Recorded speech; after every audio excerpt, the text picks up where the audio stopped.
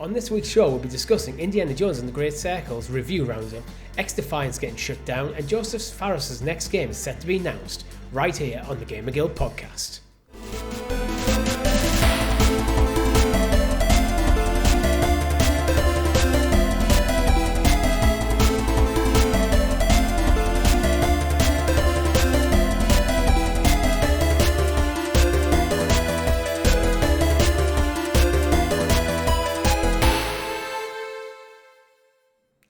Good game, everyone, and welcome back to the GamerGuild Podcast, your weekly show where we round up all the week's video game stories and news for your listening or viewing pleasure right here on youtube.com/@GamerGuildTV and up there in the digital cloud on your podcast preference of choice. Your podcast players for this week are Mr. Chris. Good morning, good evening, good night, everyone. How are you doing? I feel like shit. Absolute. You know, at the second Hobbit movie. Oh, that shit. No, not that shit. I meant, you know, when the dragon Smaug flies directly towards camera right at the end for the cliffhanger? Spoilers for The Hobbit, The Desolation of Smaug. And he literally looks at it and he goes, I am death. That's how I feel today. Fair enough. A mixture of everything and everything. But thankfully, you can't catch it through podcast services or YouTube. So you can listen to my sultry tones throughout the show. Your computer I do need a computer virus, though. I hope not. I'll email it to you all. I noticed at the beginning of the intro you said Joseph Fares is going to introduce his next game on this show. I just want to clarify for our viewers, he is not showing up. He does not have an appearance booked in. He will not be announcing his game on the show. Just in case anyone was expecting that to drop. It wasn't intended to clickbait. It's just he is in the news and his next game is set to be announced, just not here. Absolutely. I mean, if you want want to. Game Awards season. Yeah, most likely Game Awards. Absolutely. So, but before we get into it, don't forget to like the video, subscribe to the channel, hit that bell so you're kept in the loop of all fantastic content here at the Gamer Guild TV, such as Chris, Indiana Jones. You've been playing all the games. All the games. Well, not all the games, technically, because there's about 40 of them.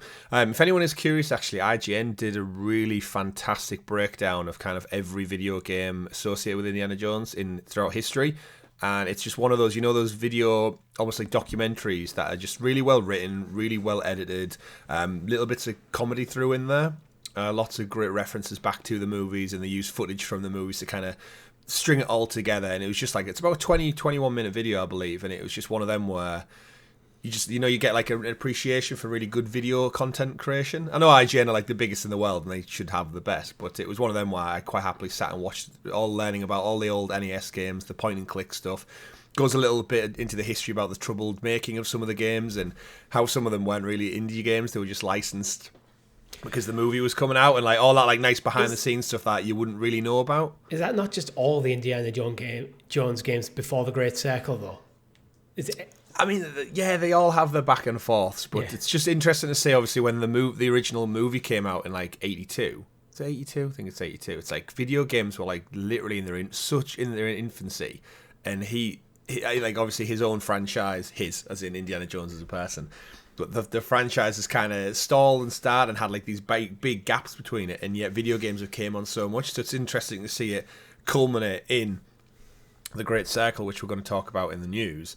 And just like how far video games have come from just a side scroller left to right NES game to like where we are now, and it's crazy to see. But yeah, I've obviously been playing through them all. Lego Indiana Jones 2 went up this past week, so that's my full playthrough. I was going to try and get Fate of Atlantis in, but I haven't had time with work schedules and stuff. I've been away and dying, of course. But but I'm hyped for The Great Circle. Comes out today at the time the show goes live on public feeds. Indeed. And we're going to talk about it. So yeah, that's all. That's pretty much it. I did check out Cristiano Ronaldo's, I think it's called UCL, free football game that dropped. I don't know if you've seen this. No, I don't think I want to. It's like a free-to-play football game. But he doesn't even play in the Champions League anymore. I mean, he also doesn't make video games, but he's got this. Yeah. And it's kind of, it looks okay. But it's one of them things where I played about 25 minutes of like an opening match. Doesn't have like a manager mode or anything. It's very much just online or co-op. Yeah. And the licensing, as you can imagine, is not very reflective of the real world due to everyone in agreement with EA Sports FC. That's the problem Pro Evolution Soccer always had and eFootball now has. I got about 25 minutes and I was like, I'll stick with FIFA. Yeah, that Thanks. bad. Thanks, Cristiano. I mean, it wasn't bad. It was just I know what I like, and that's the problem. It's a problem and a great thing that we've had with EA, FC, and FIFA for decades now. Is that it's just that like comfort food that you'll always go back to, no matter how crap it gets, no matter how much they tweak it or it doesn't improve year on year.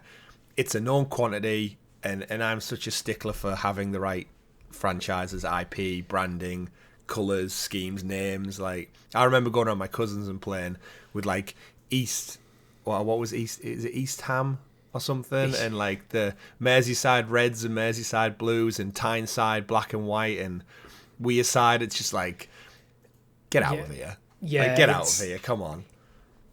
I think the only way to kind of topple EA Sports FC is to make a game that is objectively just better than it, which shouldn't be that hard because it's usually a bit shoddy, to be honest. Mm-hmm. But also have all the licensing. Yeah. I think 2K would be the best guys to have a crack at it because they actually have dominance in certain other sports areas like basketball. It's the value of the licensing though, so expensive. Like, it's probably not worth them rolling the dice on it. No, it's an absolute monopoly, but that's a year for you. You know what? So, you mentioned something when you talk about Indiana Jones about games progressing. I think there's some progression's not always good. Because I've been playing some games. My girlfriend's been playing some games recently, and manual saves seem to be dying in some games. And it's like, I don't understand why. Like Avatar doesn't have a manual save. Yeah. So it only has an autosave. So when she wants to stop playing, she sometimes have to do stupid shit like fast travel to try and force a save to happen. Yeah, and it's not like they only seemingly give you 3 slots as well. Yeah, and it's not like that's a game where having a manual save you could use to cheat things. Mm-hmm. But there's a few things I've seen it play recently. Is like, why doesn't this game just have a manual save? Like, yeah, there's a lot of stuff in the back end which I think is always just we'll never quite know. But it is frustrating because I'm one of those who I'll save it and then manual save it again just to make sure. Yeah, I think Star Wars Outlaws was another one. Maybe it's a Ubisoft thing. That's possibly a bad thing to have. Like, if you're a developer, listen to this. Unless your game specifically can't have manual saves as a mechanic of how the game functions, have a manual save in there. Just as nothing else, it's that reassuring thing. All right, I'm done playing today. I'm going to go into the menu. I'm going to go save. I know it's saved because I can see it in the load screen. I can shut the game off confidently. I mean, back in NES times, you need a password, right, to get ahead. That was a limitation because there was no storage media, really. So yeah, they might even predate it. Actually, they might not on this. Yeah, I used to remember. I used to leave my console on around my grandparents. I might be for wrong. Like 2-3 days in a row, just in the hope that it would still be on when I got back, so I could continue from where I left off. I might be wrong, but I think The Legend of Zelda might have been one of the first games that had a built-in save system. It was definitely Nintendo, I think, who did it with like a battery storage. I think it might have been the original Legend of Zelda because it was such a big game that I think they had to put a battery into the cartridge so it could have some like small amount of storage media so you could have a save. Yeah. And then look at us now. Yeah. Other than that, Chris, been playing anything interesting? I'm pretty sure I've been playing a couple of things, but you know when your brain just blanks. You're really not well, are you? What I'm playing? No. What did I play? I don't think I have played anything actually. I will have done because I've definitely sat down. I played with the 30th anniversary stuff, which we're going to talk about in the news. I did boot it up for that. Yeah, I've played with that as well. And then I'm just like waiting for Indiana Jones now. It's kind of bugging me that it releases on Monday rather than Friday gone, because then you've kind of lost the whole launch weekend for a Monday for some reason. You've lost the launch weekend. And it's not like it's tying in with anything. Again, technically it's because it's Game Pass, because it was Game Pass and then Early Access was Friday. Yeah, but they could have moved the Early Access to Wednesday or something. Yeah. And have it the full release on Friday. Decisions. They have chosen poorly. They have. I don't understand that. It seems such an obvious win. Like, I think don't a lot of movies and stuff do Thursday as the release, because then you get all Friday, all Saturday, and all Sunday as your release window. Longer the better. Plus, then you can dig out those little statistics where it says like maybe it's went so far. Opening 3-day period over a Wednesday through Friday in the Southern Hemisphere on a Wednesday. Yeah. Maybe they went so far that it's like, okay, it used to be Friday release, then they pushed it Thursday because it got that extra day instead of the whole day Friday, then they pushed it Wednesday, then the Tuesday, now they pushed it back to Monday. It's all cyclical. Yeah. For me, I've been playing some Astrobot. Mm-hmm. My girlfriend has the platinum. I helped her get there. I'm going to play myself as well because I want that platinum. Thank you for lending us a copy, by the way. You're welcome. And how hard was the challenge mode to get? There's one level on the whole game which I'd say is really, really difficult. It's a proper jump. Yeah, it's like a jump spike. It's the Master Challenge. There's actually a video up on our channel which is performing phenomenally well. It's my speed run. You know what? Of it. It's actually probably playing right now for the YouTube players because I downloaded it to edit in over the segment. Ah, right. So it's literally probably that's what you're probably watching. Yeah, I was. It took me maybe 2 days, and you need to take a break and go away and come back to a challenge. But yeah, it's mad how for such a simple platforming game, if they wanted to get tough on you, they really could in a heartbeat. But yeah.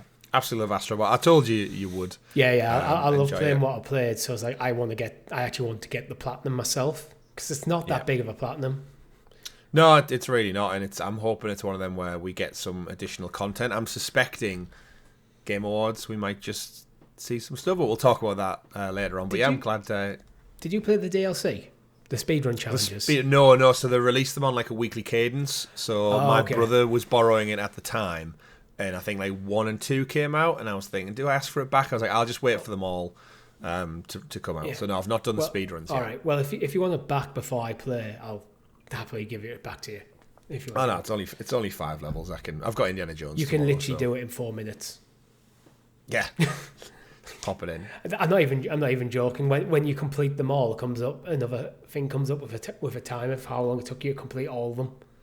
And that was like 4 minutes, 15 seconds for all levels. Nice. So, yeah. Other than that, a bit of Lego Horizon. Oh, yeah. We're starting this, chipping away when we both have time, and quite a lot of Metaphori Fantasio. Oh, still. How many hours in must we be now? I'm only about 25, 30 hours.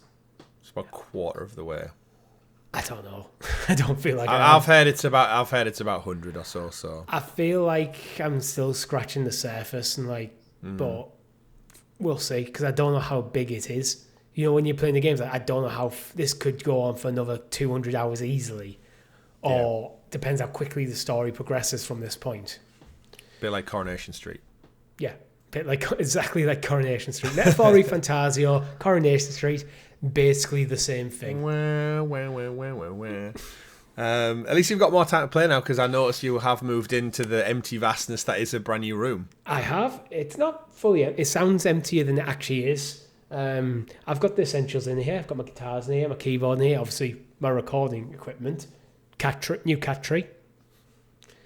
But yeah, I've still got some work to do on it, but I am in here now. So... And for anyone curious as to why you keep looking up, it's not because you're praying to the heavens that this episode goes great.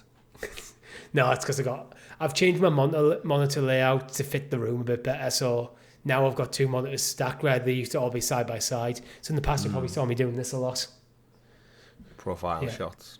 So now you're a proper content creator now. I am. With you having the overhead. It's only took me 5 years to become a proper content creator, has it? Well, we're not full time yet. No, we're not.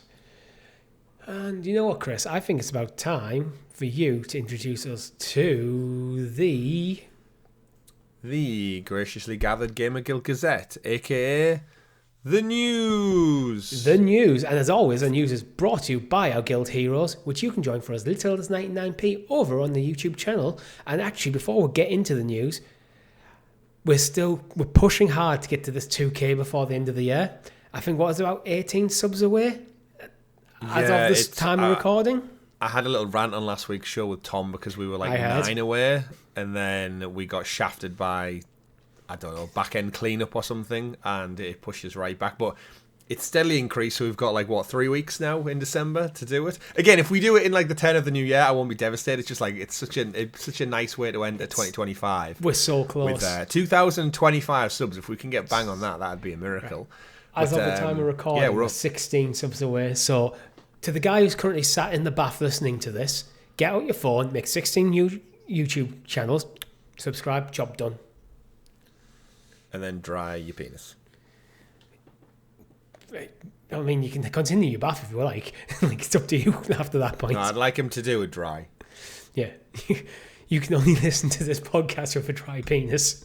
Yeah. Them's the rules. Them's the rules. Random side story about penises. I was at a family wedding. I was at a family wedding last night. And probably why I sound so hot. No, it was just there was two, I would say, younger gentlemen, so like early 20s in the bathroom. Mm-hmm. Washroom, restroom, whatever, and I was just washing my hands, ready to go out, and two of them came in. I think they had a few to drink, and they were talking about age, or I can't remember. I did only heard part of the conversation, but it was very much a case of one lad said to the other lad, "You're not even a real adult," and his response was, "Neither's your penis." Nice, well played. And I was just like, just drying my hands, walking out, going, "You fucking idiots!"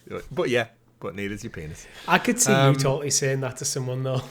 I mean, that might become part of my vernacular now, but speaking of penises as well, Richie, segue. Episode 69. We can't get away without realising that we are... The nicest episode. Nice. Nice indeed.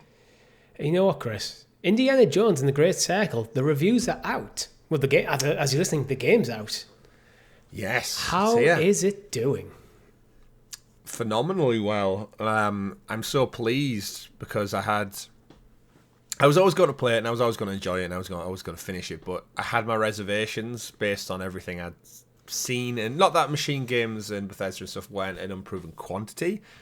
It was just, let's just say Xbox's exclusivities haven't really been knocking out the park. As much as we've enjoyed them, especially on the channel, like being new to the ecosystem, I think I've always enjoyed what they've offered. They're usually in the lower 8 out of 10s recently. Yeah. They don't, and it doesn't feel like they've been pushing to get past that. Yeah, but I've never left thinking like, yeah, that was the shit. Like, that is my game of the year. This is something I'm going to look back on so fondly. And Indiana Jones and the Great Circle is currently sitting on Metacritic with a Metascore of 87 from over 53 reviews. And I'll pull from a few reviews, as we always do. Eurogamer gave it a 5 out of 5. They said, the next Tomb Raider and Uncharted games certainly have their work cut out for them after this, as will whatever Machine Games ends up tackling next. But one thing is certain, Indie's legacy feels well and truly restored with the Great Circle, and that's the kind of mileage we can enjoy for years to come. So that's after obviously the last two movies. IGN give it a 9 out of 10. They say an irresistible and immersive global treasure hunt and far and away the best indie story this century. Indiana Jones and the Great Circle doesn't belong in a museum. It belongs on your hard drive where you can play the heck out of it. Games Radar give it a 5 out of 5. Indiana Jones and the Great Circle is the best adventure this character has embarked on in over 30 years. Developer Machine Games has leveraged its expertise in FPS space to deliver an immersive, authentic, first-person adventure that is quite unlike anything you've ever played before. So just to give you all a taste of it, everyone's basically saying it's Indiana Jones with a Dishonored aesthetic, and I feel like Dishonored never quite got its flowers for what it was doing in the stealth exploration place. Dishonored always went down as more of a cult classic. It's very well revered, but didn't have probably the sales numbers to push it into that mainstream. Yeah. I like VGCs as well. We had a smile on our face from beginning to end. I don't think I even need to read any more than that. That is what you want from a game. Absolutely. And I think in a general consensus, I feel like if you're not an Indiana Jones fan, you still will enjoy this for what it is. But I think it's one of them where someone who's a huge Indiana Jones fan, like I didn't even mind the last two movies, all things said and done. Like, they are just action movies. They're nowhere near as good as the originals. They never were going to be, because it didn't have that magic that you had in, like, when movies were being made in the 80s. Yeah. It was just it was a revolutionary landscape. Things were happening, and we got some amazing. I mean, I would say the franchises we got out of the 80s and early 90s, they are the ones that stand the test of time today. There was a lot more. I think I'd even include the 70s, and that there's a lot more experimentation with with genre, and like how they couldn't just do ridiculous. I think I've become numb to like a lot of actiony films now because it's so over the top ridiculous. I no longer find it impressive. Yeah, it is at the, like, if you think about Star Wars and 77 and this, like, if you wanted to do something and put it on screen, you had to get creative and it had to be physically real. So you had to have passionate people who had the determination and the will to actually put it into being a prop, a physical item, something that would translate to the screen and not look out of place. So things like a giant boulder chasing you down a corridor, or faces melting off from a biblical arc. To like Star Wars and entire fight scenes happening in space that you didn't have access to CGI. You couldn't just go, let's have a few X-Wings flying and blow up here. You had to do practical effects on a blue screen. Like, how do we make the sound of a TIE fighter? We've got this noise in our head. How do we actually make that noise? Yeah, and it can't just be a car engine or a jet engine. It has to be uniquely sci-fi. So yeah, I think it's spurred people on. And Indiana Jones obviously came out of Spielberg and Lucas's mind, and as naturally Harrison Ford has aged, and he still looks great for his age. It's that in the beginning to the Dial of Destiny, the last movie, there's about a 20-minute window where they de-age him, and I kind of just wanted a whole movie in that portion of time because it is just ultimate Indiana Jones around about like the 1930s, 40s. And this game does that, and apparently Troy Baker smashes it out the park, no surprise with his voice acting.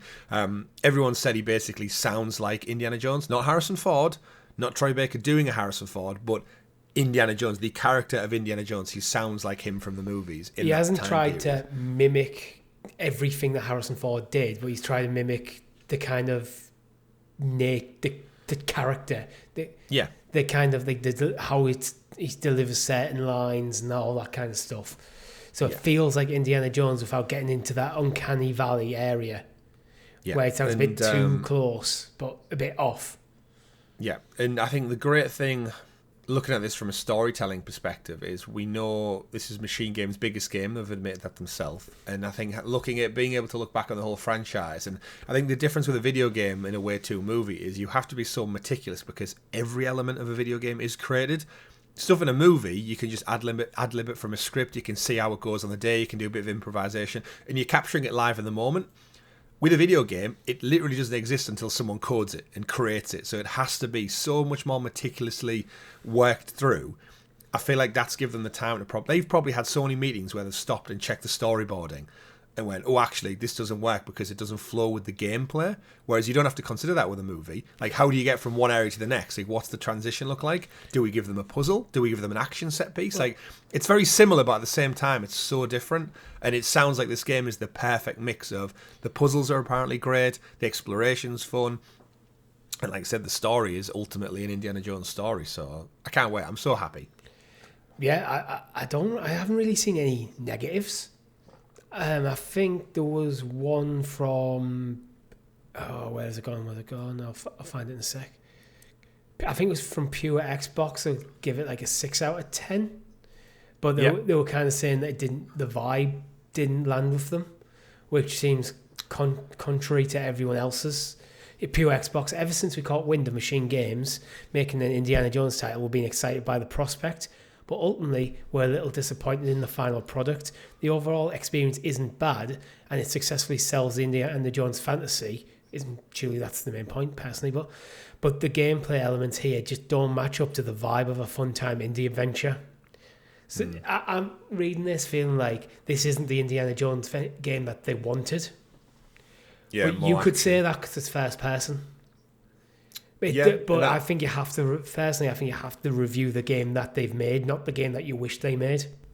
Yeah, it's always a tricky one with a natural inherent bias, because even if you're not a fan of the movies, or if you are a fan, you're aware of it. Like, he's in the public domain, essentially, isn't he, without the copyright infringement part, where I think everyone would know. It's like if you did a Star Wars game, even if you were or were not a Star Wars fan, you have some inherent bias because you live in the world where you can't say you've gone your entire life without hearing or seeing or knowing a little bit about what Star Wars is. So then imagine reviewing a game and being like, oh, I've never seen a Star Wars thing ever in my life. Don't even know what this is. To start with, the naming convention's weird. What is a Star Wars? Yeah. And it's like where do you go from that? So Star Wars is when you get a bunch of celebrities and you put them in the ring together, make them fight. That's the Star Wars. It could be a science fiction documentary. But what is a Star Trek? Like, again, it's so, like, you see what I mean? Like, you could get so granular. I think if you're a fan, or like a loose fan of the franchise, and you're a fan of video games, this, and like action adventure ones, because apparently you don't even need to use your gun really at all. No, it's optional. It's a stealth action game. That's what they've done. I think that's where pure Xbox were getting at. I think if like the stealth elements they said didn't really fit, but I probably disagree. I'm not the biggest Indiana Jones fan. I haven't really seen them since I was a kid.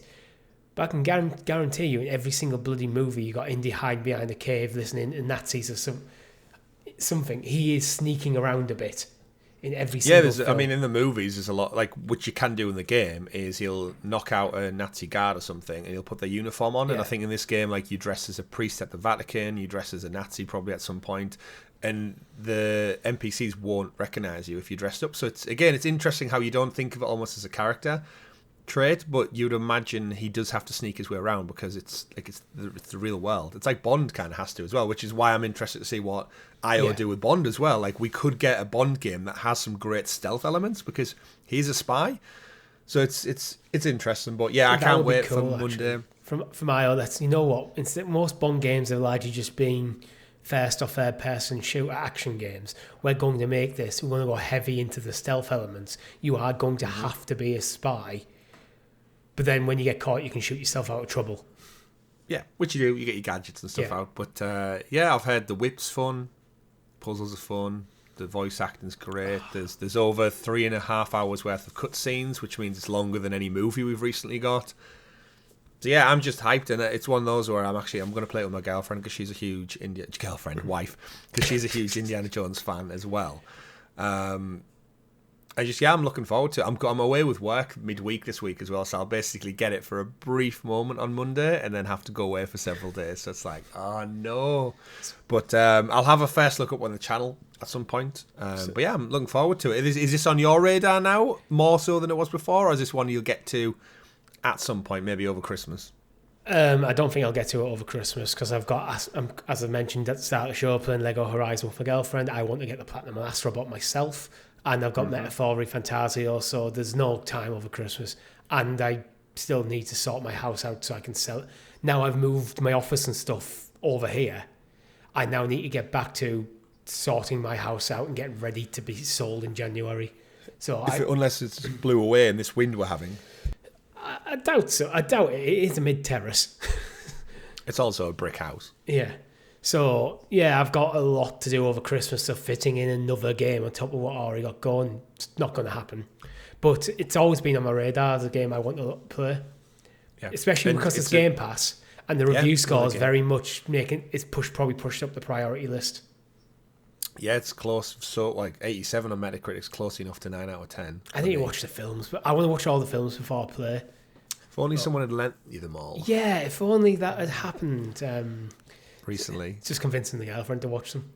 Yeah, and again, worst case scenario, Richie, you could have another crack at the whip in spring when it comes to PlayStation 5. Because this, for me, is now these reviews are coming in, I think I'm going to play it now, thoroughly enjoy it, but in a weird way, enjoy it without that pressure of trophies on me, which I very rarely get, knowing fine well come April, when they bring out a complete edition with DLC and all this on PlayStation, I'm getting that Platinum 100%. This is on my radar for Platinum in around April, May time. Little side comment. Xbox needed an equivalent to the Portal soon.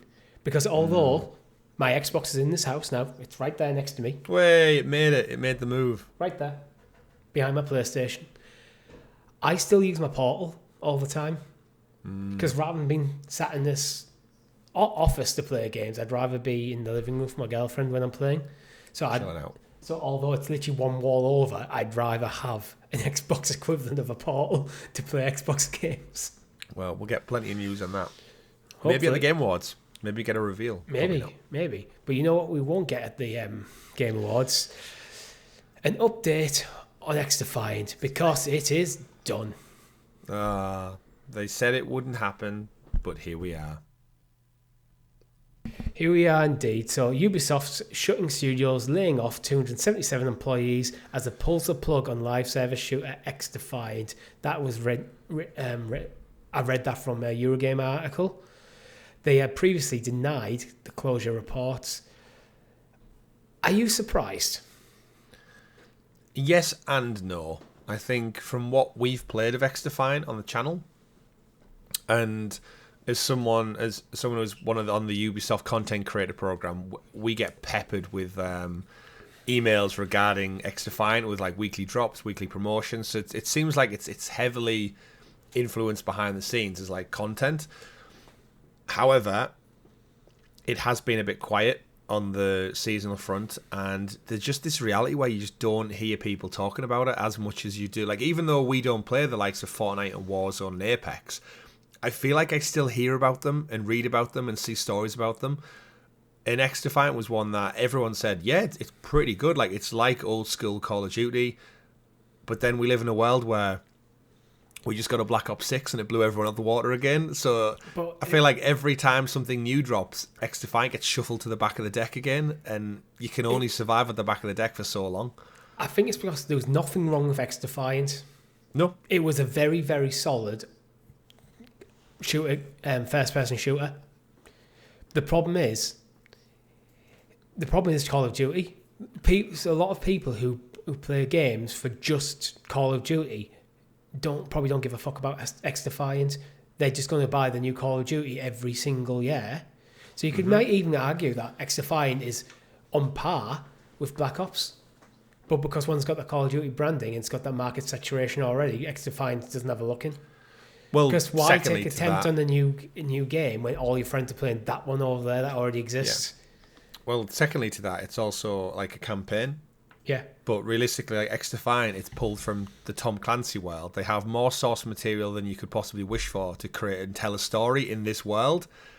And instead, they went for an online-only, no campaign that pulls from characters from Tom Clancy's universe, like the cleaners from The Division and the cyber people from Watch Dogs. I don't mind that because it keeps the game focused on what is. This is a multiplayer shooter. Yeah. I think Call of Duty needs to have a campaign because there's always had it. But not having a campaign, I don't think it's the problem for XDefiant. I think it is just that market saturation. And a lot of people tried it, a lot of people enjoyed it, but it wasn't enough. Ubisoft's chief studios and portfolio officer, Marie-Sophie de Waubert, announced at the end of XDefiant's development, despite an encouraging start, the team's passionate working in a committed fan base, we've not been able to attract and retain enough players. It's player retention. People have tried it and probably found it as comparable to Call of Duty, but that's the problem. That market, I think, is very saturated.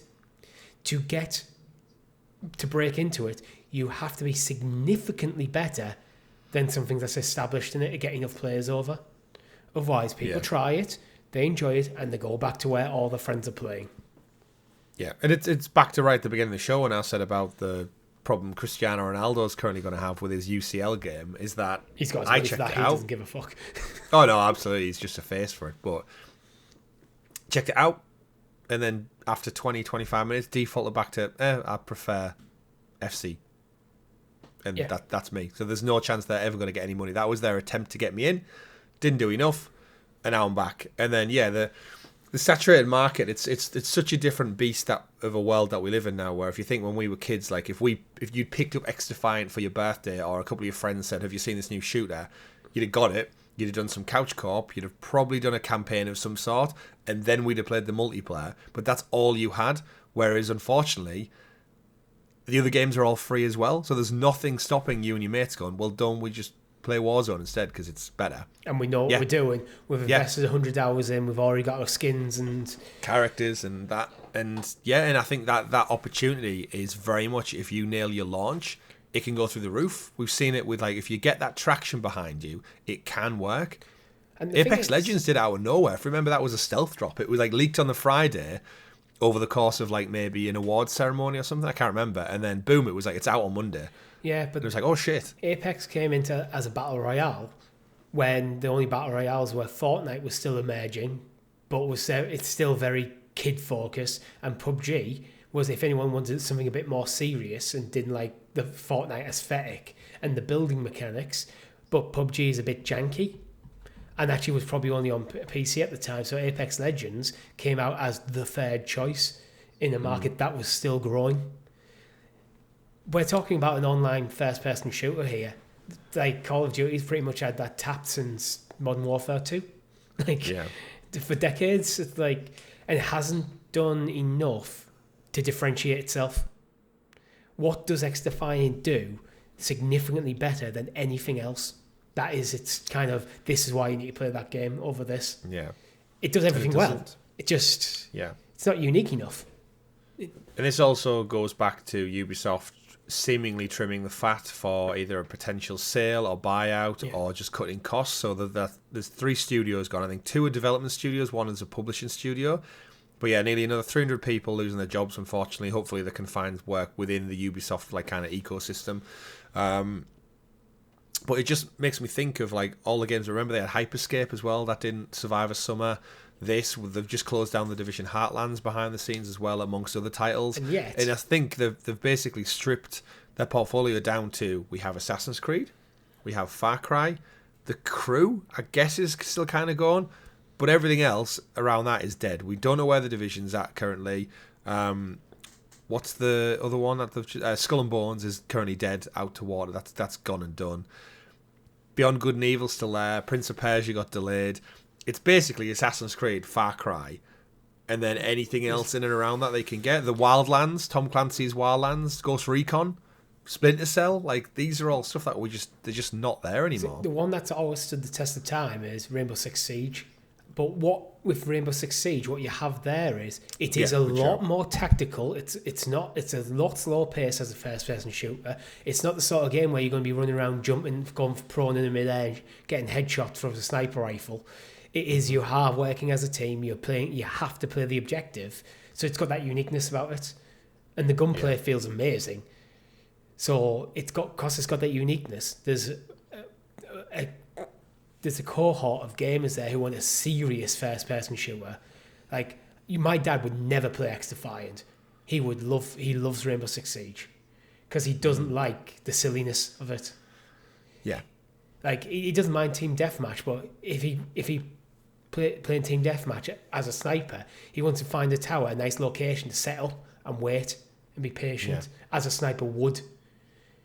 And he doesn't want 12-year-olds calling him a camper or whatever rude things they're saying nowadays. It's interesting. This is where I guess Battlefield, if EA is still going to have another crack at that whip, they could really, I think, double down on being like a serious military shooter. Yeah. Like, no neon colours. Like, the guy we were playing with the other night had, like, fire. He was, like, his flame skull head and stuff. And it's like, we weren't playing zombie mode. We were just playing online Call of Duty multiplayer. And that's what's running around. And it's like, you've kind of lost... You've lost your way a bit. Well, personally, I think, but there again, they sell gangbusters, so they haven't lost the way. They've found a way. But it is kind of annoyingly think in a world where a couple of years ago, I remember watching a video for like E3, they put out like how they'd gone and spoke to like military veterans, and the sound design was like so focused on getting every detail meticulously right. And then they have like pink neon skins where people are shitting out candy. Yeah. And it's like, you're kind of getting away from your source material to a point where you're taking the piss out of something that's like, let's face it, warfare and death and honor and stuff, it's not to be made fun of in a way. Yeah, I know it's a video game and it doesn't take itself too seriously, and I'm not going to sit here and say that, but yeah, it's kind of lost its way, and I feel like Battlefield could really come in like it did with Battlefield 1 and be like, no, we're going back to World War 1 on the anniversary or whatever, and it's like really serious and just like, grounded, gritty and real. There's a place for that jumping around, building stuff and that, but it's just a shame to see Call of Duty lean so heavily towards Fortnite's influence. But it does look Richie like XDefiant is no longer going to be around to wave that flag anywhere. Indeed. I feel a bit sorry for Ubisoft because, I mean, in some ways I don't, because they're just clearly chasing trends that they shouldn't be chasing. They should be trying to... They're one of the biggest publishers in the world. They should be trying to set trends, not chase them. Yeah. And the pun, but why I feel sorry for them is the guys working on like Far Cry and Assassin's Creed, because every single one of these failures puts more pressure on them to succeed. Yeah. Assassin's Creed will be fine. Like, regardless of all like the quote unquote woke stuff that's happening with the protagonists and stuff, it's Assassin's Creed in feudal Japan. It's going to be a massive RPG. It's going to look great, play great. But they've already delayed it because of quality. Yeah, but it's like Valhalla grossed them over $1 billion, so Yeah. it's like even at half that, they're still going to come in with a sweet bag of money. So, But are like the shareholders at Ubisoft going $500 million for Valhalla? We want similar performance out of it, because that isn't it. Could be, you might look at that and go, in hindsight, in 20 years time, might look at Valhalla and go, that was the exception to the rule. But yeah, perhaps. Well, this is why Housekeeping seemingly wants to take it private, and I know they've reported this week that they're having conversations with Tencent about like how that looks. Can they get investor money to kind of keep them safe for the foreseeable? Maybe I think they're basically waiting until Assassin's Creed gets here. They're fighting to get over that bump because they know that'll be a huge influx of cash guaranteed. So like, let's just hold off till Assassin's Creed. Like, we'll go from there. I mean, this isn't actually financial advice, and you should not take this for real. But investing in Ubisoft probably a smart idea right now, because with another game getting shut, studios getting shut, their share prices are probably going to drop on the back of this. And they have been massively. But inevitably, if they get bought out, the shares are going to shoot up through the roof. If Assassin's Creed comes out, they're going to go up through the roof. So it's like, yeah, if you've got free space. Not financial advice. Yeah, no, don't take us. We're just a bunch of idiots on the internet. You should join as a member, though, from as little as 99p. That's some sound financial advice. It is. And you know what? If you have some spare money, don't invest in Ubisoft. Invest in a GamerGuild hoodie. It'll keep you warm. Your shares won't. Even though you missed your 30% sale opportunity on Black Friday. Yeah. Well, you might not have done, but we'll keep you posted on the sales as we hear about them ourselves. It Takes Two, Chris. Game of the year? Back in the day? Yeah. When was it? 2023? No, it was surely before that. I don't know. It feels recent. Let's have a look. It Takes Two. But either way, Joseph Fares is rumoured... 2021. 2021. Wow, that young ago. Yeah. Joseph Fares is rumoured to be announcing that he is sequel to It Takes Two. Don't think it's going to be direct. It might not be a direct sequel, but the next game from his studio. And Billy Coon, the well-known leaker, is suggesting it should be out on the 6th of March. Wow, that's some very specific details. Yeah, he's quite good, Billy Coon. I think he's actually Jeff Keighley. Yeah, he might be. So he's definitely got his inside sources. We'll just think. He switches his Twitter account to his Billy Coon one. Goes, Joseph Fares' next game's coming out in March. Everyone goes, oh, he's always at the Game Awards. Let's watch the Game Awards. I mean, I wouldn't be surprised if tactical stuff do that kind of thing. But I don't know what to expect. You've played A Way Out, haven't you? Yeah, I played A Way Out. I haven't played It Takes Two. Yeah, I've played It Takes Two. I think I've both played with our partners, and I think they're very unique, bespoke games. I'm really happy it got Game of the Year back in 21, and EA obviously seemingly just happy to keep partnering with Hazelight and put out these games. I think Joseph Fares is a unique individual who plays his heart on his sleeves, but he creates good shit. So we'll see what it be. I think it'll definitely be a similar co-op, or they could totally pivot and do something completely different. Well, Bill Coon is actually saying that the game's title is rumoured to be called Split Fiction, and it will be another co-op only experience. I think that's a smart move from Joseph Fares. Keep his games co-op, couch co-op. These games are designed to be couch co-op, because there's something that kind of went away from the industry a bit. Yeah. So, but by building the game to be couch co-op from the ground up, to go, you know what, this isn't a single player game that your brother can play with you. This is two people having to play the game together, or you can't play. And exploring what you can do there. Fiction or friction? Split fiction. Fiction.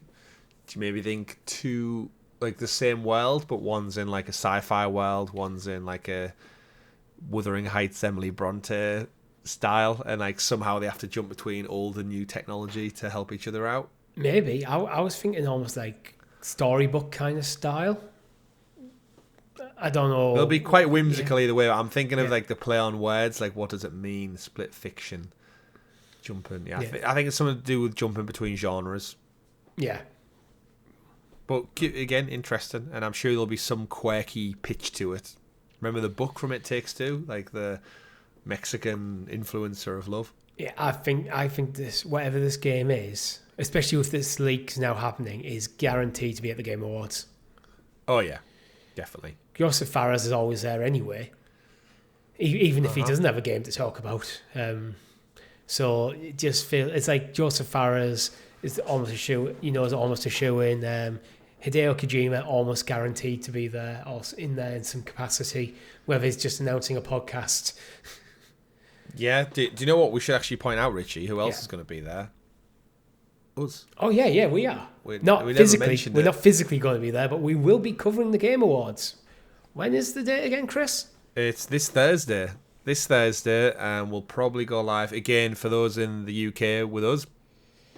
Grab your nightcap, get a blankie, and get comfortable because it starts quite late. I believe it starts at like 12:30 in the morning on technically the Friday. In the UK.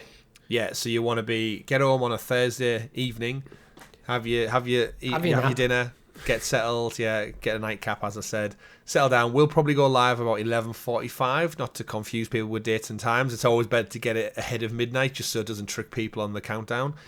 We'll get in there, we'll chat around, do some predictions and stuff, and then when the show goes live, there'll usually be a pre-show, so into the early hours of Friday morning. So you want to be with us Thursday night late, through till Friday morning this week. And I'm quite excited, Richie, because I feel like it's been quite quiet. But as we go into, I would say a quiet year of video games, there's so many unknown quantities that we don't know about. I'm expecting some like decent reveals or trailers, or I know we always get like that, but I'm just excited for it. It's nice to sit down and just see about what the industry's got cooking for us for next year and beyond. Well, should we get into it? Because there's something that we're going to talk about today, Game Awards predictions and hopes. Do you want to just go into it now? Yeah, can do.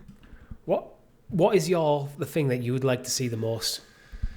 For me, it's one of those where, because it has been so quiet and we don't really know who's to go, I feel like we've been saying time and time again, PlayStation must be sitting on something. I know we got Ghost of Yotai revealed, but they have about 8 studios working away on something, and I feel like we might get a tease or just like a splash title screen for something. You think maybe like a Venom or Wolverine?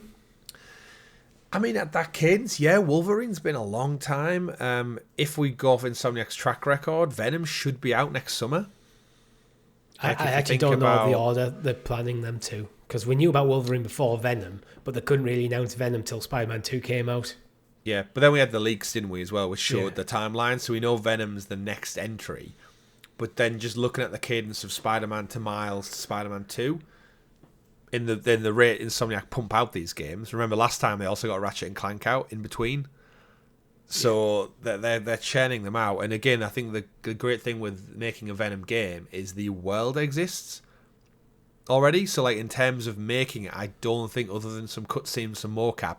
And again, remember Tony Todd, RIP, recently passed away, who voiced Venom.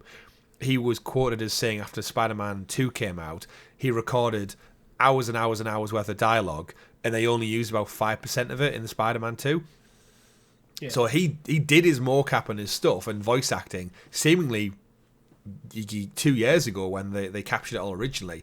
So I think in terms of actually getting Venom out, I think it's probably a lot closer than we realise. And I think maybe in next autumn would be that perfect sweet spot for PlayStation to get an exclusive drop. But other than that, like aside from Insomniac, the other studios, what are they all doing, Richie? It's been so long. Like we always knew there was a Ghost sequel coming, which we've now got confirmation for. Yeah, Ghost of Yotai. But we can go through and rattle them off, and just like Blue Point's done nothing since the PS5 launch. Naughty Dog haven't done anything since Last of Us 2, which was 2020. We're going into 2025. So if they're not going to announce anything yet, is it not coming till 26? So that means a 6-year turnaround for a game. 7-year turnaround for a game. I think that is the timeline you're looking at. Is now you in the kind of 4 to 7 years average to make a game. But I still think PlayStation pivoting to games as a service, then pivoting away, has buggered them in terms of the first half of the PS5 generation. Yeah.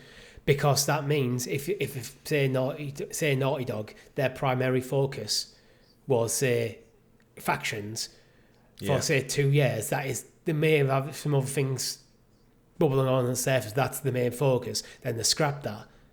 That means they're 2 years behind schedule for releasing the game, which actually I think is why we've had some of the remasters of The Last of Us games to fill the gap. Yeah. They're probably going, you know what, we've released one, it did well, get the next one. Let's plug these holes in our release schedule as wherever we can.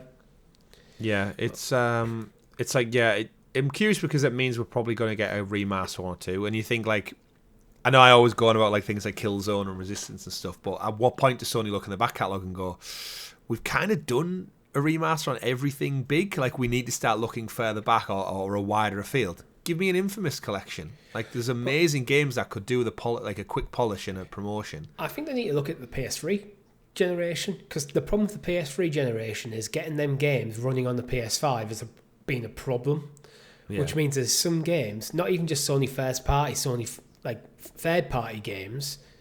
I think something like Final Fantasy 11 can only be played on the PS3 if you can get a physical copy of it. Metal Gear Solid 4. Metal Gear Solid 4, but we know literally the only place. Delta's scheduled for next year, though.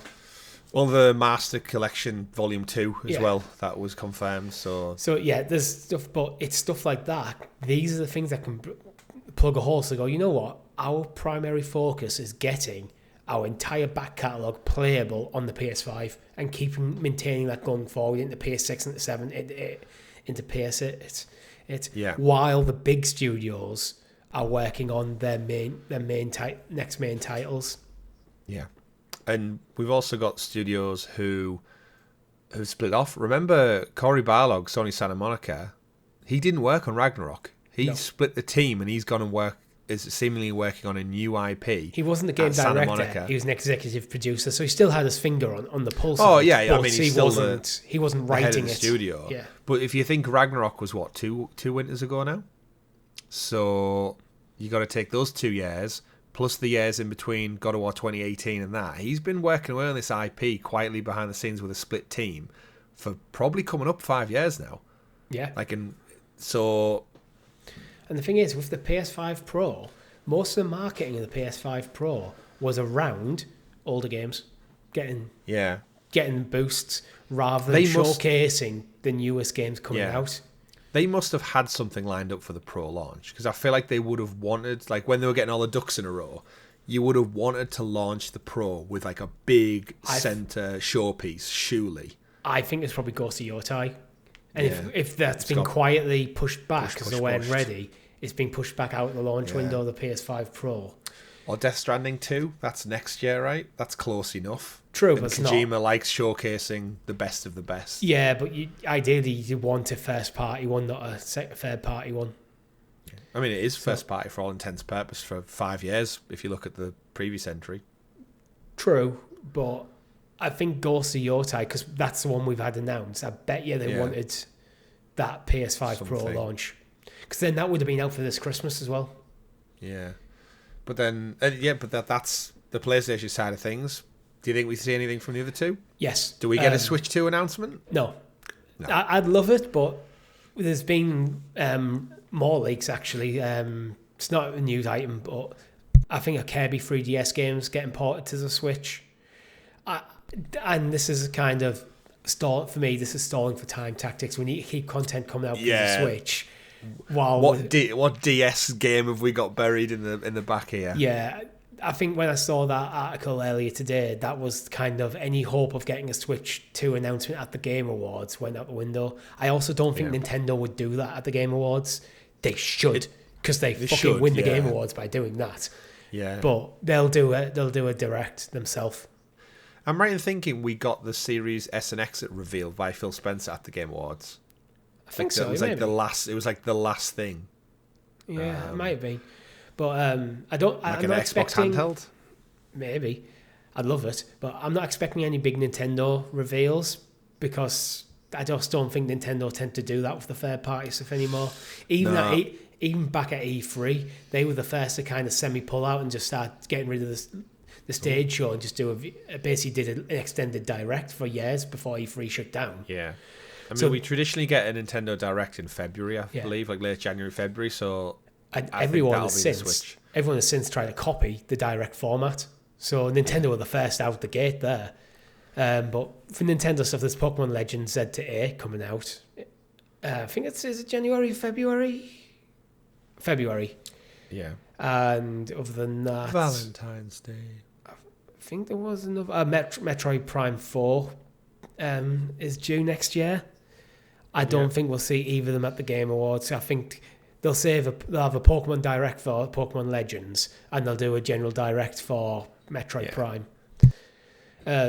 Stuff at Xbox, they've got Doom the Dark Ages. Wouldn't be surprised. Feels like Avowed. I agree. I think we'll see a lot from them. I think we also need to bear in mind in January we have the Developer Direct as well, which is going to go deeper into these games. So I would imagine we get a tease for, like you said, Doom and Avowed. Then we get the final Direct that heads into the big 2025 launch. Fable, that's next year. South of Midnight's next year as well. It is South of Midnight. That's not an Xbox exclusive, is it? Yep. Is it? I keep forgetting. It's made by their team, South of Midnight. It's not Obsidian. We Happy Few. What did they make? It sounds like Obsidian, but it's not Obsidian. Something. It's blanking. It'll come back to me eventually. I'll think about it. But Compulsion in terms of Games. Compulsion, Obsidian, Compulsion. Yeah, close enough. In terms of just the Game Awards in general, though, I think Xbox have got a lot to bring, but we know about a lot of Xbox stuff. PlayStation, we don't. Nintendo, we don't. So it's like, come on, guys, stop being so secretive. But then this is building up, I think, why my excitement is as well. I know we don't like to build up the hype train too much, but VGC's Andy Robinson wrote this week on social media saying expecting a very, very in capitals, big Game Awards next week. And Tom Warren from The Verge is also amplified that by just replying with same. Yeah. So that's two of the, I would say, more trustworthy journalists in the industry bigging it up, and usually they try to play it down if that's the case. Yeah, I actually haven't heard Jeff Keighley trying to manage expectations yet. Yeah, usually starting to dampen it a little bit, doesn't he? He goes, look, it's only so many partners, it's going to be this long. But the thing is, if he's got Death Stranding 2, that's him not playing it down at all. So, and it feels like Death Stranding 2 he would have. But he could also have Metal Gear Solid Delta.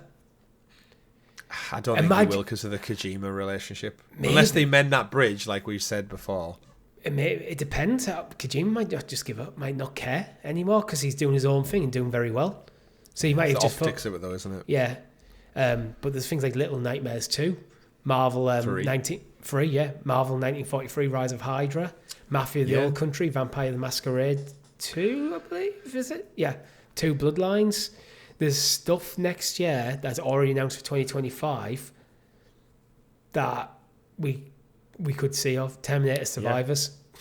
There's a lot of stuff we don't know about as well that's been radio silent you almost forget about. Remember there's an Iron Man game in the works at EA? Oh, God, yeah. There's a Black Panther one as well. Isn't that Ubisoft? Or is it EA? No, that's EA as well. That's a separate one. And you've got, again, Ubisoft could bring some stuff to the table as well. Like, Splinter Cell is being worked on at some point. We've got Assassin's Creed Hex. Assassin's Creed Shadows? Somewhere. I mean, yeah, they've got to piece together something, right? Just to be like, it's still coming. It's due in February, so yeah, it feels like being at the Game Awards. In and amongst that, you've got all the other indie people as well. I think we'll definitely see something from Judas, which is the guy, Ken Levine, who did Bioshock. It's his spin-off. Yeah. It's basically Bioshock in space. That's apparently amazing behind the scenes. And then, everything in between that we don't really know about, like all these indie companies that are working away. Embracer, you've got Crystal and Eidos have been doing stuff since Avengers shut down. That was a few years ago now. Could we get a Final Fantasy 17 announcement? Again, this is why I think it could be big, because I feel like a lot of them are keeping the cards close to the chest. Was it now 2 years since 16? You've got to go eventually. Yeah. It's about 2 years since 16. So an announcement for a game that might come out in, say, 2-3 years' time. It's about right. Yeah, it could be. I know they've had Rebirth this year, but they've also said they're not doing DLC for Rebirth because they're going to go straight on to Part 3. But yeah, I wouldn't be surprised. Persona 6, potentially. I think they want Metaphor to maybe have its moment first. Yeah, to be fair, Metaphor is basically Persona 6. Very different vibe, but mechanically, you can it's an Atlas game. Yeah. But it's awesome, though. I'm excited, and it's so close, Richie, now. It's like, it's weird, because I don't know about you, but I don't feel like I'm in December yet. No, I know the Christmas stuff's out there and about, but it doesn't quite feel real. And maybe we're now conditioned after doing this for 5 years that the Game Awards is like our big, like, yes, it's Christmas. Give us all the gaming presents. And then we head into some time of work and stuff, and it gets darker and gloomier. Yeah. Talking about gaming presents, Chris. 30th year for the 30th anniversary of the PlayStation. Yes. 30. God, I feel old. Their themes are nice, though. It does feel nice. My one problem with the themes is they're temporary. So what are the themes for our viewers who don't have or know about it? So to celebrate the 30th anniversary of the original PlayStation's launch, you can now get just a general 30th anniversary theme. You can get a PS1 version of it, a PS2 version of it, PS3 version of it, PS4 and a PS4 version of it. So to satisfy all your PlayStation needs unless you love the PSP or the Vita. Yeah. And for those who don't have a PlayStation, there are no themes. The PS4 was amazing for themes. Yeah, it was. And then the PS5 was like, oh no, we don't have any. It's just not. It's like Nintendo Switch with you can have black or you can have white. Take your pick. No way possible, Nintendo, after 8 years, to just get a colour palette choice in there. You just maybe have a yellow or a blue. It's a shame, because do you remember when they started experimenting a bit? I think it was like God of War, the original God of War, where you got the platinum and you also got an extra emblem, so you could use it as an avatar. Yeah. Really do more cool. of that shit. I've always thought it'd be cool if you get a platinum in a game. He's a theme for that game you played. Yeah, if it's a Sony first party, because that's a cool thing to have. Nice little token. Yeah. But yeah, for the different things, basically you were told if you want to reboot your console, something special will happen, and when you restart it, it does the original PlayStation intro sound effect with the old logo and the little jingle. It's in your head right now, isn't it? Oh yeah, absolutely. I was so satisfying. And then yeah, you can basically pick between PS1 through to 4th anniversary, and it just themes it a little bit. The PS1 has the top banner, has the original console there. The PS2 has like the cubes, the amorphous cubes that float around in space with the sound effects. PS3's got the wavy lines from the PS3 when you boot it up, and you get all those just coloured wavy lines. PS4 quite similar, and then you've got their anniversary collection. But all of when you move around and navigate, I didn't realise how distinctly different, because you probably did the same as me, where you tried them one after another, back to back to back. I was hoping the intro boots thing, because we did PS1 first, would be PS2, then PS3, but it's all just PS1. All PS1, but yeah, I didn't realise how distinct the sound effects were until you hear them. You're like, the click and the beep and the sound. It's so generationally distinct. And I have a little bits of nostalgia for each and every one of them. It's so crazy. Yeah. It's only really the PS3 I don't have really much nostalgia for, because I never had one and never really played one. I know I've played yours a bit, but never extensively. Absolutely. So yeah. It's a nice, another little celebration. It's a shame we didn't get a showcase or a state of play just on the anniversary, but they've definitely focused just on nostalgia with the Portal, the console, special editions coming out, the DualSense, and makes me hyped for 40 and 50. I think for the PS4 for the 20th year anniversary, they actually give you an original PlayStation full-on theme. Because I'm sure I've got it on my PS4. Yeah, same. I've got a PS2 one as well, which I think I paid like 50p for it. It's awesome. And that was the one I almost always use. PlayStation, bring back the themes of PS5. They're awesome. They should. And don't make these temporary as well. That's just a ridiculous move. Speaking of... Keep these and let me bring all my PS4 ones forward. In an unexpected twist.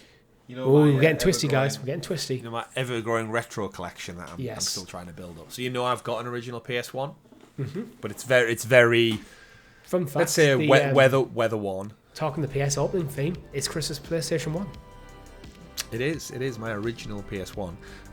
But I saw something on eBay while I'm looking around and spending money that my wife probably doesn't want me to spend. I picked up a PlayStation 1, but the reason I went for this one in particular is because it was in box. Actually good condition in box PlayStation 1. Have you tested this? Yes, it works. Yes. It comes with its contents. It's a DualShock. It's the DualShock edition. Yes, it's not original, but where's the contents? Comes with console, analog controller, RFU adapter, AC power cord, and printed materials. Yeah, I knew it was a late model because it has Crash Bandicoot 3 as one of the promo games, so it's late in the console cycle. But yeah, Great condition. I've seen a few on like Facebook Marketplace, and it's like at the moment I'm just skinned. Like, Yeah. I'm trying to sell a house. I've just spent hundreds and hundreds and hundreds of pounds on this room. Yeah. Like, it's Christmas. It's like, I just don't have any money. Yeah.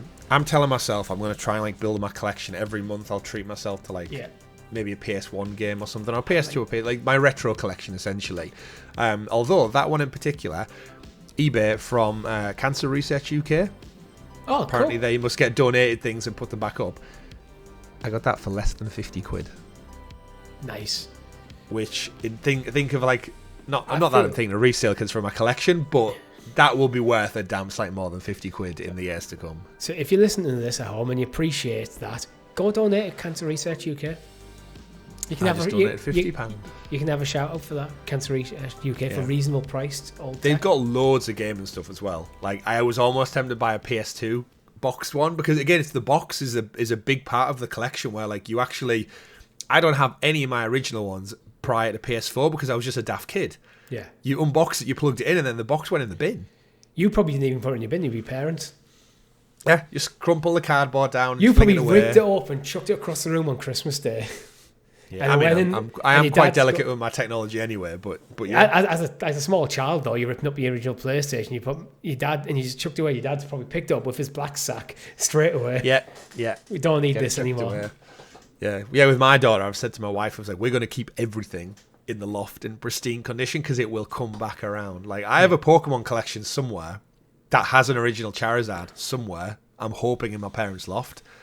Will I see it one day? Maybe. Will it be worth a lot? Probably. So hopefully it's still there somewhere. But yeah, I saw it and I was like, yeah, you know what? The fact that it's and it is in a lot better condition than my actual one I do own.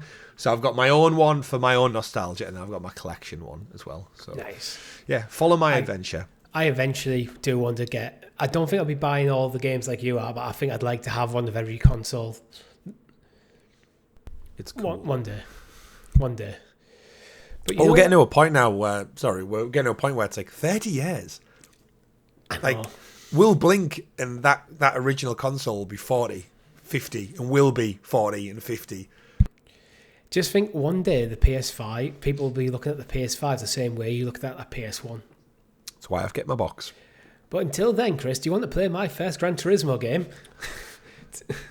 I've played many a Gran Turismo game. What's this one about? So my first Gran Turismo game is a new free-to-play game that plays tribute to the origins of the series' first game on the original PlayStation. It's part of the 30th anniversary collection celebration, and it will be available from December the 6th, which was yesterday at the time of recording. Out now. It's out now. It's a bit of an odd one. When I saw the name leak, my first Gran Turismo, I really expected like a child version, almost like a Lego-ified, like toy cars. But it's not. Yeah, the first thing I heard about it was it being free to play. Now, my immediate reaction to free to play a game is, no game is free. How is this monetized? And a game like a Gran Turismo, if that goes free to play, it's going to be monetized the hell out of because Sony want to make a lot of money. I haven't checked how it's monetized, but with it being part of the 30th anniversary celebrations, I'm actually expecting this to be probably a bit of a smaller title, but is just free. Yeah, it says it's going to be my first Gran Turismo. It's approachable for all skill levels, as the name suggests. Does have VR2 support as well, if you've got the VR2 headset. This isn't just about playing a game, it's about embarking on a personal driving journey, says Polyphony Digital President. We've made sure the experience is intuitive, allowing anyone to get behind the wheel and master the essentials such as cornering, braking, acceleration. By playing it, users will be able to build confidence one lap at a time, tackling new challenges that will steadily refine their skills. Now, there are 18 unique cars and several iconic tracks from the past series. Because it released, it's the best-selling game on the original PlayStation. It was something like 30 million copies sold or something like that. Yeah. But in terms of just this one, I think it won't have microtransactions. One, because it's like an anniversary thing. More so because I think the last GTA entry launched with like a season pass thing, and it got ripped to shreds for it, and they backtracked on it all, a bit like Star Wars Battlefront. So yeah. I think they've been burnt already for doing that. So I think with this being a celebration, it's not something they'd risk. I think there's a third angle why this probably isn't heavily monetized, and that's because they're almost billing it as a training piece of software. Buy this game. Well, don't buy it, just download this game. So if you're interested in Gran Turismo but you're not good at racing games like us, you can play this game and it will teach you. It's almost like probably an extended tutorial, teach you how to get good at playing racing games, so then when you jump into a mainline Gran Turismo, you don't feel completely out of your depth. Yeah, and I think it's a good move, actually. It's like, we've got all the shooters and the sports and this and that. It's like, actually, is there any free-to-play racing? It's like an introduction shoe, and I think, yeah, if you pick this up like a demo and played a couple laps and a couple of races, you unlocked a few cars, and you think, like, I'm enjoying this. There's a whole Gran Turismo game to go buy and play then instead. Yeah. Good move. You're playing this, and you nice start getting good to it, start getting, having fun playing it, and then you can go on and play like Gran Turismo 7. 7's a recent one, isn't it? Yeah, I think so. Absolutely. Okay. Let's keep moving on. Sony are really pushing PlayStation tournaments. The first ever live event announced. And it's coming to London. It's coming to London town. When I initially saw this, I was like, we could go, Richie. We could go to London and take part. And then I realised, like, there's actually no games that I feel like I'm adept enough at to put myself forward. So the qualifiers have already began with Tekken 8 and FC 25. There'll also be qualifiers for Astrobot and Fortnite. I feel like Astrobot's my best shout at getting in there through a qualifying stage, because I'm quite good at platformers. I don't think I've got a chance in any of them. I'm interested to just see the speedruns that come out of this. So this is, it's PlayStation Tournament XP, January 18th in London.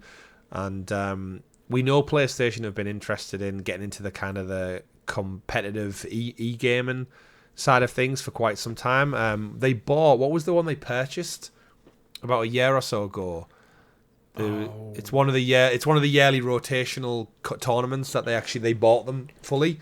I can't remember it. I don't know. I don't pay that much attention to them, to be honest. I know of Evo, but it won't be that. I think it might be. You reckon?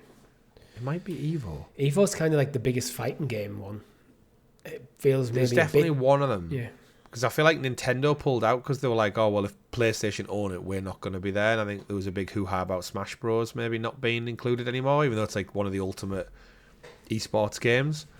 But overall, I think it's good to see Sony as like a platform holder pushing this, because I like to see video games spill out into the real world and actually have existence outside of behind like keyboards and mouses and stuff. As someone who is not an online gamer, I think it would be awesome to go to an event like this and just take it all in, watch the tournaments play out, see what else is going on, like full convention style.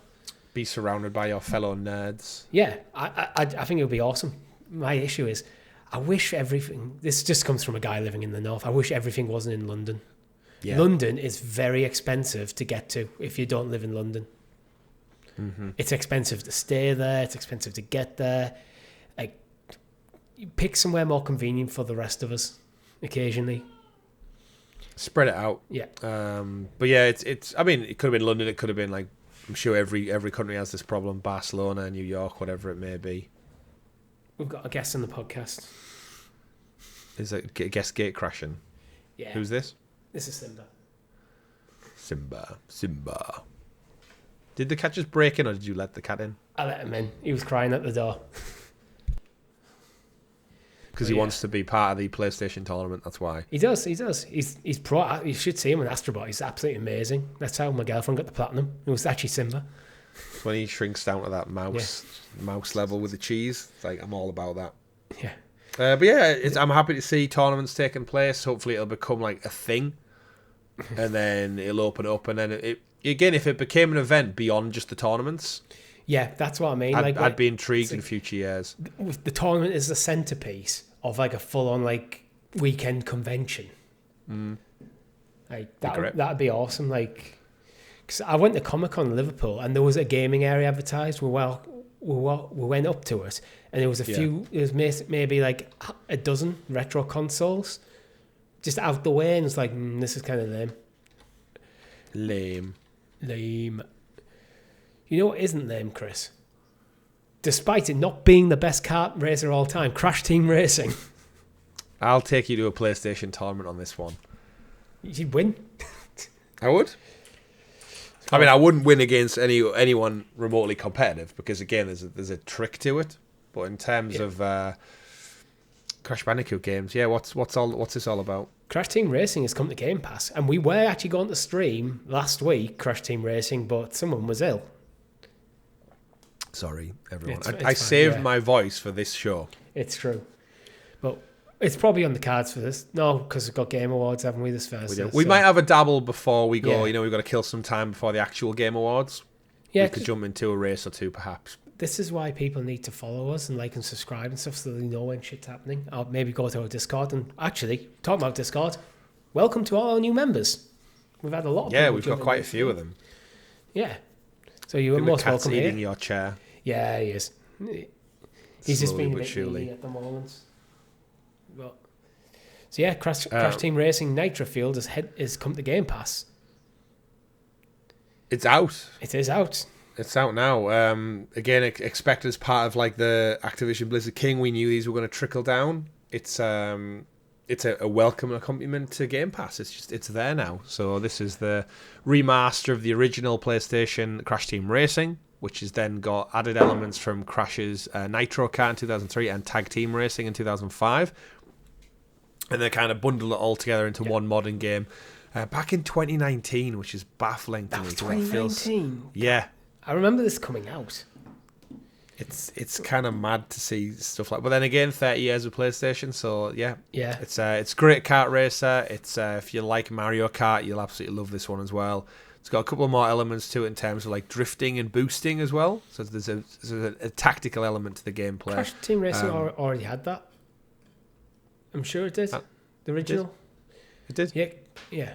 So I'm just bundling it all together into like why you should play this. If this is the new features to it, and it's like no. This is just like just what the game is in general. If you're a fan of Mario Kart, this is why you'll probably enjoy this one. I mean, this is its ultimate form. It's interesting with the Crash, same with like the original Crash trilogy, is because they're so close to the original. Why would you go back and play the old one other than for nostalgia? Because this is better in every way, shape, or form, and it's just the same. Yeah. So, some people do like just the original versions of stuff. Sorry, I'm just fighting against a cat here. Can you fight against a Croc though? Not yet. We can't yet because Croc, Legend of the Gobos. Gobos? No one really knows. I think I used to say Gobos. Croc, Legend of the Gobos. I've always said Gobos. But the remaster's been delayed to Q1 2025. Instead, it was due out in December. Which, not a massive delay, but could be March. I mean, now we're already into December. It seems like it's like a no surprise kind of scenario. But then at the same time, I don't mind because it's a remaster of an old game. So it's like if you miss your release window, it doesn't really matter because you've not been out for 27 years. Yeah, it's not like it's like, oh no, we'll have to wait another like couple of days. Literally, message from Argonaut Games, the developer. Dear Croc fans, we have an important update regarding the release of Croc Legend of the Go-Balls Remaster. After careful consideration, we have decided to push the launch into Q1 2025. The decision was not made lightly, but we believe that a little more time is needed to add final touches and to ensure the game meets the high standards that we aspire to and which you deserve. We understand that after 27 years of waiting, this news might be a little disappointing, especially with the festive season coming soon. However, our goal has always been to deliver a game with the quality and polish that will truly delight. We appreciate your patience and support as we work to bring Croc back in the best possible way. Thank you all for your understanding and continued enthusiasm. We can't wait for you to experience Croc's magic once again. Croc's magic. I feel like they're getting a bit ahead of themselves. I like the bit where he says after 27 years of waiting, because that's probably how long it's been since a Croc game. Yeah, it's no surprise. Again, like the Crash Bandicoot games set the gold standard for platform remakes. Like they were just so pristine and brilliant. Then I guess I expect nothing less than this for Croc. But at the same time, it's like, you know what? The reason I'm not surprised by this delay is because of how quickly announced it to launch date. I think we only covered it on the news like a couple of weeks, months back, if that. So then to be announced coming out within like such a short turnaround, it was always a bit like, I thought it would have been like maybe coming 2025, and then it's ended up coming 2025 anyway. So it's like, don't rush it. You've had time. Take more time if you need to. Yeah, take as much time as you need to. Like, I'd rather a game be delayed and be good. Absolutely. So, rounding out the show, Chris, with Hitman is still going strong with Jean-Claude Van Damme dropping as another elusive target on the 12th of December. Yes. I'm surprised this is still going. I guess this is IO just kind of trying to get a little bit more money in the door. Like, as they build towards their James Bond title, just team up with random celebrities, have a little tongue-in-cheek humour towards them. So he's called the Splitter because if you remember, Jean-Claude Van Damme is commonly known for doing the splits in a lot of his movies. He does like the high action kick. So his character name is called the Splitter. They did the same with Sean Bean, was called the Undying. Yeah. If you remember, because he dies in everything he's in. So there's a trailer out for it. It just looks like more Hitman, but he's the bad guy, and you're going to drop it into a city scenario and try and hunt him down. I think it's a really clever way that the world of assassination, the whole 3-game package, just kind of keeps ticking over. I've got a lot of time for Hitman. I like it. I like Hitman. It's a great game. I think it's quite interesting how they did actually, because it originally was just a single game, then they brought a sequel, and then they brought out a trilogy. But with the trilogy, they kind of repackaged it all to be more games as a service, so they can keep doing these periodic releases. Yeah. So I think Hitman is now just a platform, and you will keep seeing stuff like this. Probably might be even aiming at one of your cadence.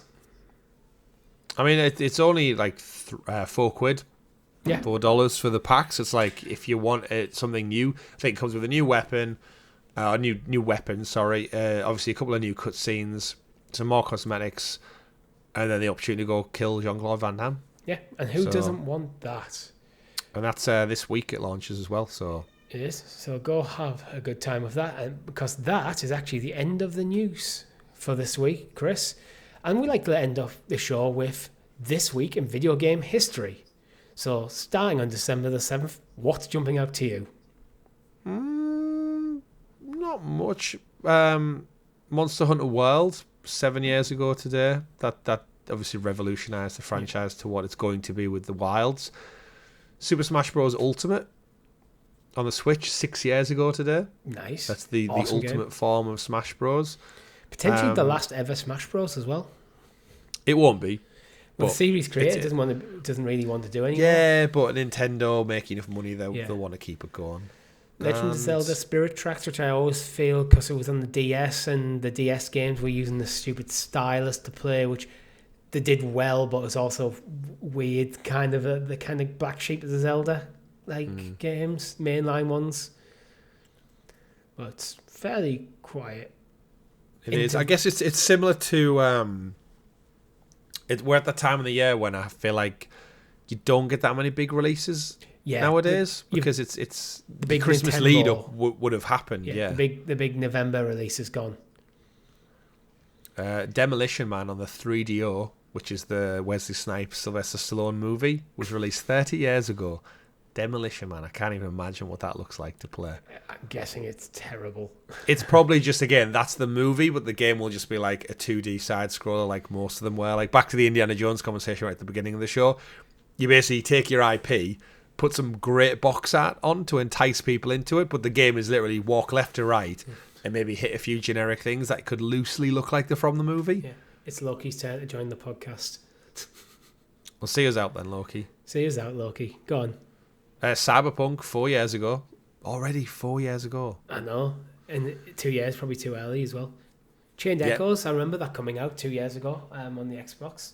That was Game Pass, wasn't it? That was a game that I actually wanted to play, just never got round to it. Then I forgot about. Well, but I think, unless there's anything else that's jumping out to you. No, just looking forward to the Game Awards. Indeed. Big week ahead, lots of news. Hopefully next week's show is going to be absolutely jam-packed with reveals, announcements, trailers and details. So I know it's half asleep recording it because we're up late. Yeah, probably. But looking forward to it. Me too, because that is all we had time for this week. Let us know your Game Awards predictions in the comments below or head over our Discord, as a lot of new people have. It's an awesome place to hang out, play. if you're looking for people to play games with, we've got spaces for you over there. Make sure you like the video, subscribe to the channel, and ring the bell so you're kept in the loop when all of our content goes out, such as the GamerGuild live stream and potentially a pre-show Crash Team Racing live stream as well. And with that, my name's been Richie. I've been Chris. GG everyone. Goodbye. Bye.